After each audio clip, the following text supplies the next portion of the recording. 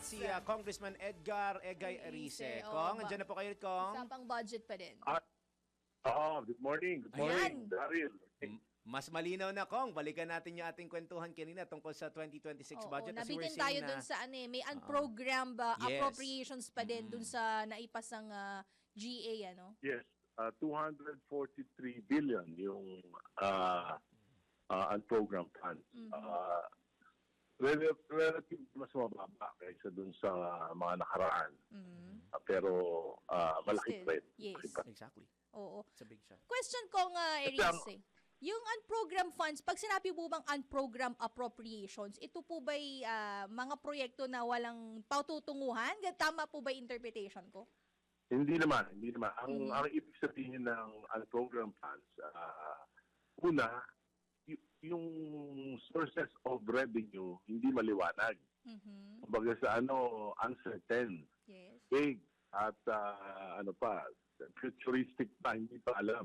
Alam mo, na sa ating saligang batas, hindi pwedeng mag-appropriate ang Kongreso ng pondo sa pagkakagastusan na proyekto kung walang definite na panggagalingan ng pondo. So, may constitutional infirmity itong unprogrammed funds. At bahala ko nga kung ipapasa ito, ay idudulog ko ito sa Korte Suprema. Pangalawa, kasi alam mo, yung nanggagalingan ng meron tayo National Expenditures Program niya yung sinasabit sa Kongreso ng Pangulo. Pagkatapos ng kabinete at ng dumaan. Dalawang bahagi yan. Yung isa, yung budget of expenditures. Yung pangalawa, sources of financing. Program funds, nandun yung line item ng pondo at kaakibat na statement kung saan manggagaling yung source. Halimbawa sa BIR, manggagaling sa customs, manggagaling sa new proceeds sa mga utang. Yun, okay yun, program funds. Yung unprogram, walang ganun. Andun lang ang masama pa, ito yung lump sum. Ibig sabihin, walang line items. At yan, ibig sabihin, pagka napondohan yan, yung presidente pa ang mamimili kung paano niya gagastusin. Ito ay mali sapagkat parang binibigay namin, ina-abdicate namin yung aming karapatan na kami ang mag-aproba, mag-authorize ng paggastos ng isang specific na proyekto. Binibigay namin sa executive branch. Kaya meron din namang constitutional question dito. Kaya yung dalawang bagay na yon, yun yung problema ng unprogrammed funds. At ito ay nagamit noong nakaraan para nagkaroon tayo ng mga anomalya. At paano nangyari noong nakaraan? Ang ginawa nila, yung sinubmit ng Pangulo ng mga line items na program na dapat i-implement na executive. Sa 3 years, 1 trillion mahigit, inilipat nila sa unprogrammed funds.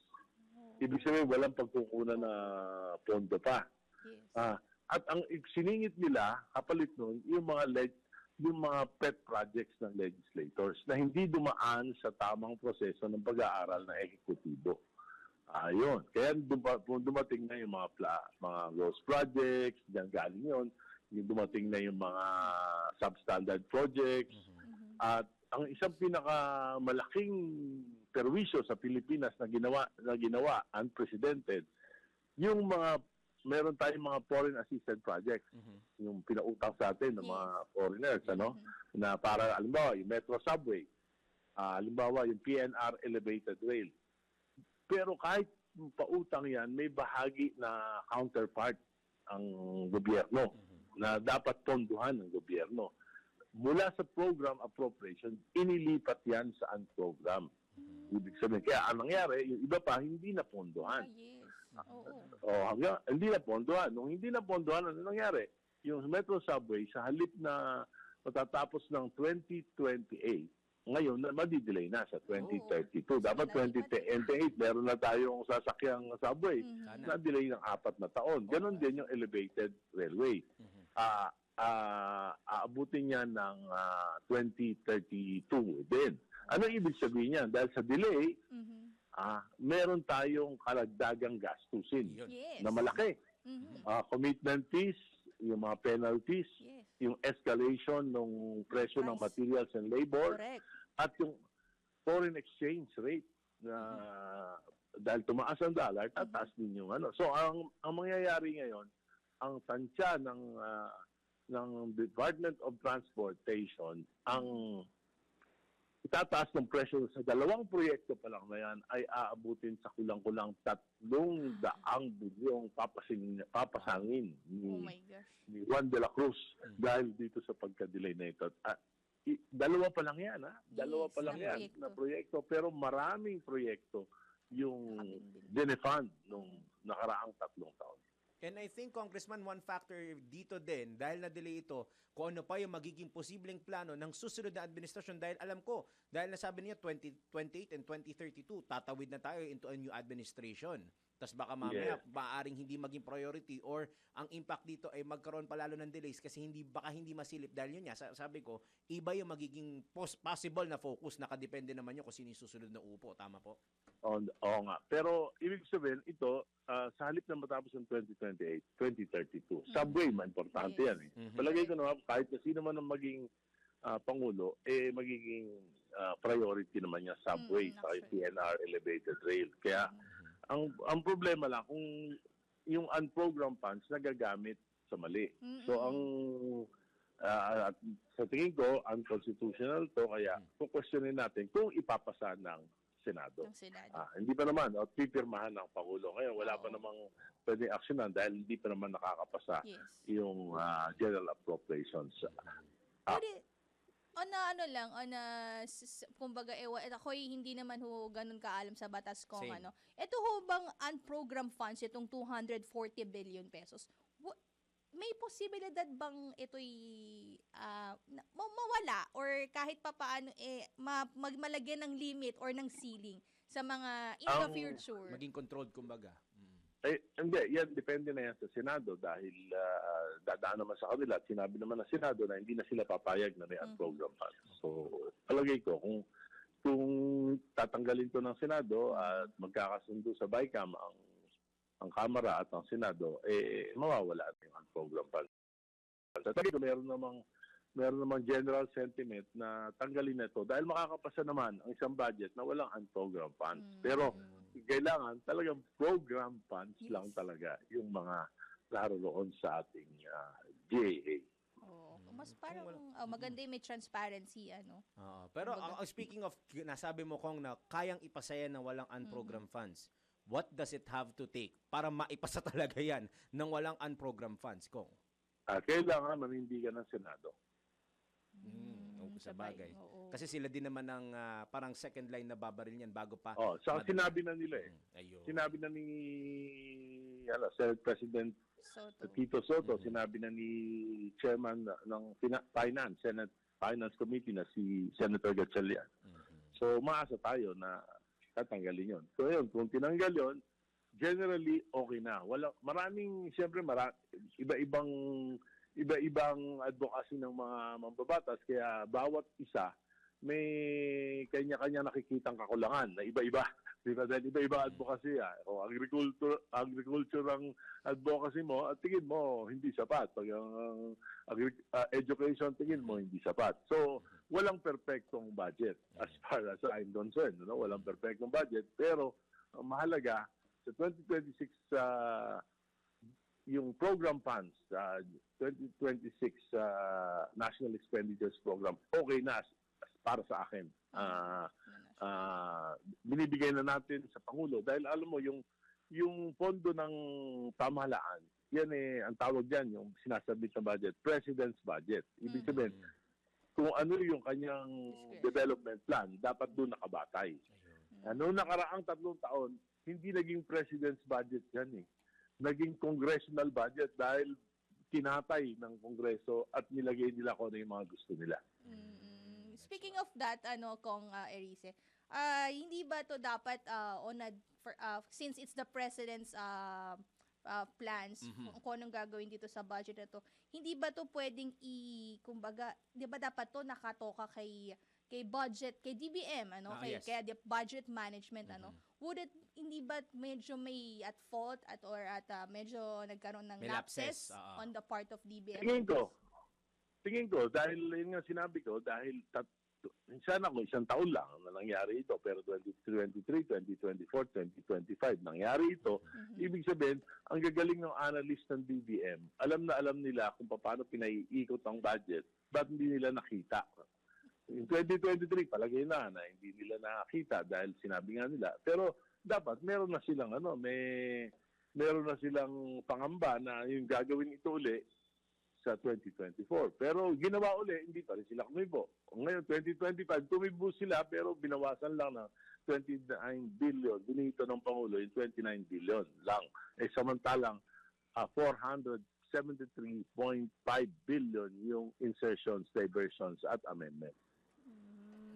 Okay, budget and management. Talagang it's really about budgeting. Hindi lang sa personal buhay ng isang tao, pati na rin sa pagbabudget sa gobyerno. Ngayon naman, Kong, singit lang ako ng konti. Pag-usapan naman natin pa tayo ng resulta ng Senado. Committee hearings nila. Ngayon naman, Kong, punta tayo na mabilisan sa sa ICI, sa pag-imbestiga na ginagawa ng Independent Commission for Infrastructure.